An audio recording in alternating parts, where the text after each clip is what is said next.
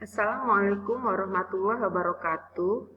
Selamat berjumpa kembali. Salam sejahtera untuk kita semua. Kita masih membahas tentang KD ketahanan pangan, industri dan energi baru terbarukan.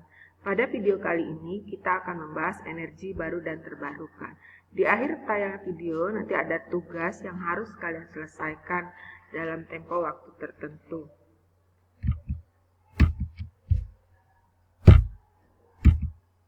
Energi baru terbarukan merupakan jenis-jenis energi yang pada saat ini belum dipergunakan secara massal oleh manusia dan masih dalam tahap pengembangan dan merupakan pengganti dari bahan bakar fosil seperti minyak bumi dan batu bara.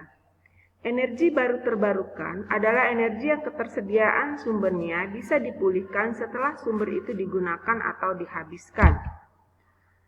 Energi terbarukan dapat dikatakan juga sebagai energi berkelanjutan, karena energi ini berasal dari proses alam yang berkelanjutan seperti tenaga surya, tenaga angin, arus air, proses biologi dari makhluk hidup, dan panas bumi.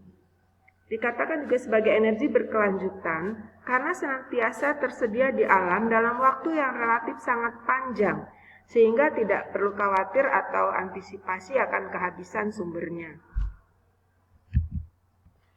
Jenis energi terbarukan yang pertama adalah air. Energi air adalah salah satu energi alternatif pengganti bahan bakar fosil yang paling umum.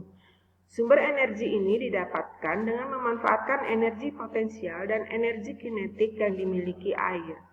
Saat ini, sekitar 20% konsumsi listrik di Indonesia berasal dari PLTA atau pembangkit listrik tenaga air dengan memanfaatkan arus air sungai, jeram, air terjun, waduk, dan sebagainya.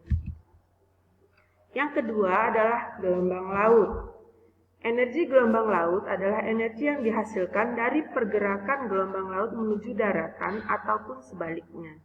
Energi gelombang laut termasuk energi baru terbarukan pada saat ini. Yang ketiga adalah energi panas bumi. Energi panas bumi disebut juga geotermal, merupakan sumber energi terbarukan yang berupa energi termal atau panas yang dihasilkan dan disimpan dalam bumi. Energi panas bumi diyakini cukup ekonomis, berlimpah, berkelanjutan, serta ramah lingkungan. Energi geotermal ini diperoleh akibat peluruhan radioaktif dan juga pelepasan kalor atau panas secara terus-menerus di dalam bumi. Yang keempat adalah energi surya.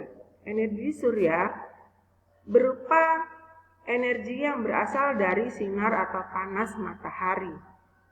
Dengan memanfaatkan panel-panel energi surya seperti pada gambar di samping, bisa dihasilkan listrik tenaga surya. Indonesia memiliki potensi energi surya yang cukup besar mengingat letak geografisnya yang berada pada daerah tropis atau berada di sekitar khatulistiwa, di mana panas matahari berlangsung secara intensif sepanjang tahun. Sumber energi panas dari matahari juga banyak digunakan untuk berbagai macam aktivitas seperti fotosintesis buatan, listrik tenaga surya, menjemur pakaian, dan lain sebagainya. Yang kelima adalah energi pasang surut air laut. Energi pasang surut adalah energi yang dihasilkan dari gerakan pasang surut air laut dan menjadikan energi dalam bentuk lain, terutama listrik. Yang keenam adalah energi yang berasal dari tenaga angin. Tenaga angin merupakan pengumpulan energi yang berguna dari angin. Di Indonesia disebut sebagai pembangkit listrik tenaga bayu atau PLTB. Angin sendiri seringkali dimanfaatkan dalam teknologi kincir angin, khususnya di negara dengan intensitas angin sangat banyak. Angin ini nantinya akan mendorong turbin dari kincir angin yang bisa menghasilkan energi listrik. Selanjutnya adalah biofuel. Biofuel atau bahan bakar hayati adalah sumber energi terbarukan berupa bahan bakar baik padat, cair, dan gas yang dihasilkan dari bahan-bahan organik. Sumber biofuel adalah tanaman yang memiliki kandungan gula tinggi seperti sorghum dan tebu dan kandungan minyak nabati tinggi seperti pohon jarak, ganggang, dan kelapa sawit. Selain biofuel, dikenal juga ada istilah bioetanol, yaitu salah satu bentuk energi terbaharui yang dapat diproduksi dari tumbuhan.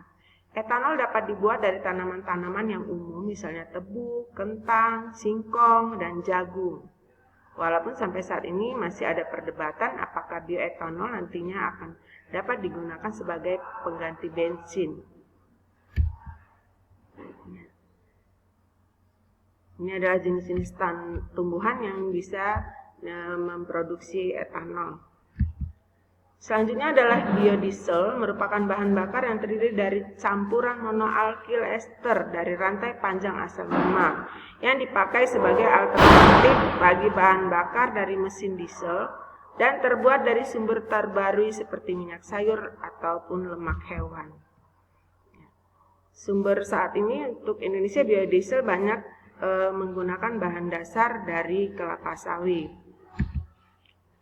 Yang selanjutnya adalah biomasa, adalah bahan bakar yang diperoleh dari biomasa organisme atau produk dari metabolisme hewan, seperti kotoran dari sapi dan sebagainya.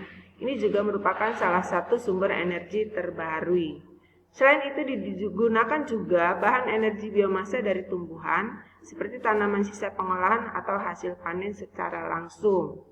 Biomasa juga dihasilkan dari residu penduduk, ya, populasi manusia, kemudian juga dari sisa pengolahan tumbuhan, residu industri, juga residu dari hewan ternak. Selanjutnya adalah tugas yang harus kalian selesaikan. Tugasnya adalah kalian diminta melakukan literasi, yaitu mencari dan membaca artikel tentang alternatif lain dari energi baru terbarukan yang dapat dimanfaatkan sebagai pengganti bahan bakar minyak bumi dan batu bara. Jenis energi baru terbarukan lain ini adalah yang belum dipaparkan dalam PPT atau video pembelajaran ini. Jadi kalian mencari alternatif sumber energi terbarukan yang lainnya.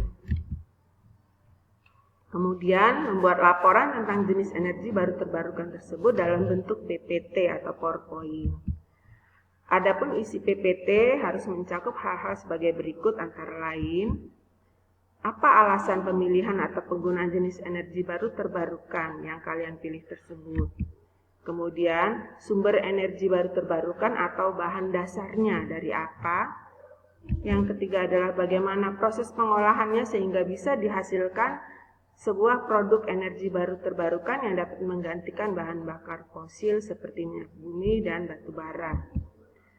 Kemudian dipaparkan juga keunggulan dari jenis energi baru terbarukan tersebut, serta kelemahan atau kerugian atau mungkin dampak dari jenis energi baru terbarukan tersebut jika ada. Jika tidak ada berarti tidak masalah. Disetorkan paling lambat sehari sebelum pertemuan berikutnya. Jadi tugas ini kalian kerjakan secara offline, kemudian dibuat PPT-nya, dan PPT-nya disetorkan paling lambat sehari sebelum pertemuan berikutnya pada minggu depan. Disetorkan melalui grup Telegram belajar, grup kelas. Baiklah, demikian pemaparan tentang energi baru terbarukan. Berikut tugas yang harus diselesaikan. Saya akhiri. Wassalamualaikum warahmatullahi wabarakatuh.